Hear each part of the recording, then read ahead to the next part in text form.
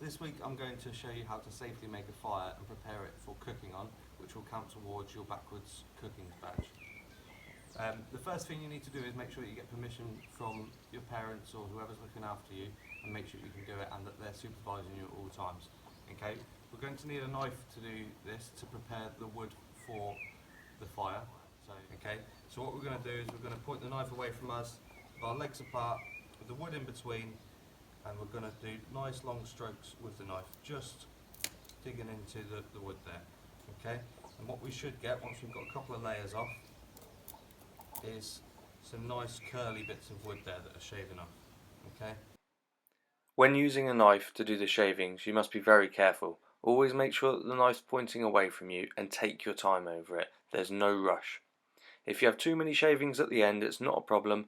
Put them in a carrier bag or a Tupperware box and you can use them again another time. If your parents aren't happy with you using a knife, that's fine. You could use cotton wool balls and prise the wool apart, and that will work just as well as the wood shavings. Okay guys, so you'll see here I've prepared all of my wood ready to make the fire. So I've got my tinder over here. This is what's going to catch fire first and initialize the fire. Then I've got my kindling here, which is going to take after that. And then I've got my larger pieces of wood, which are going to help to keep the fire going. The spot that I'm going to use for my fire, I'm lighting it in the fire pit in my garden, which is nicely away from the house and the fence, so it's a nice safe distance away from everything. Okay, so what I'm going to do is I'll speed the video up. I'm going to build the fire by putting my tinder in first in a nice ball with lots of air gaps.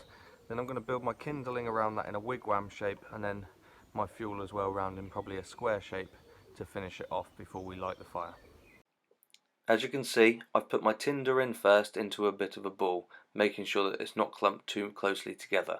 I'm then putting the smaller bits of wood around in a wigwam shape, just like you've seen us do at camp before. The sticks will hold themselves up, but sometimes they might fall apart, so don't worry. As you can see now, I'm going to use the bigger bits of wood to make them into a bit of a square shape, and that holds the whole fire together, but also produces air gaps around the side. Built my fire.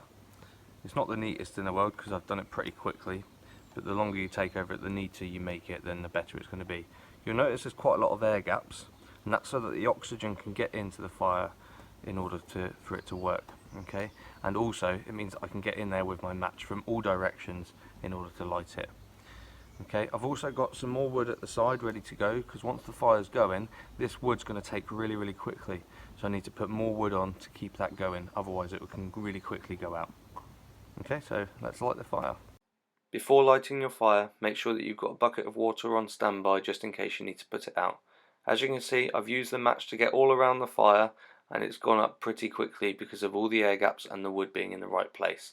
I've then started to put more wood on top to keep the fire going. There you have a successful fire. There you go guys, that's how to make a fire safely. Okay, so I've put mine straight out because I'm not going to cook on it today. Next week I'm going to do a video where we'll be cooking on the fire, so keep an eye out for that one.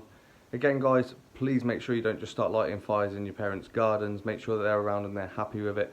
Not all of you are going to have the space, and it's not going to be safe enough to do that. So you could make a poster, you could make a comic on how to make a fire, and that would still count towards your badge work. Okay, so let's have a look, see what we can do over the next week, and I'll speak to you all again in a week's time. Bye bye.